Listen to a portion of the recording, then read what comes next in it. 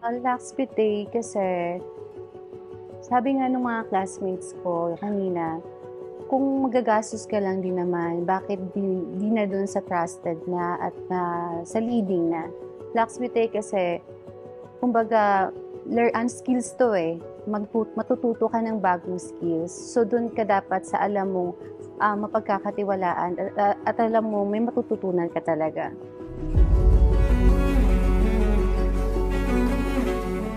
For my first day, it was fun. It was like we were already friends or we know already each other. Proud to myself na natuto ako na ngayon ng new skills. Sorry pa, naging emotional ako. Tapos Ma'am Lara, she is a very good teacher.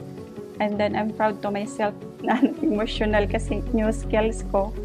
As a beginner, it's a fulfilling for me with the support of Master Kim.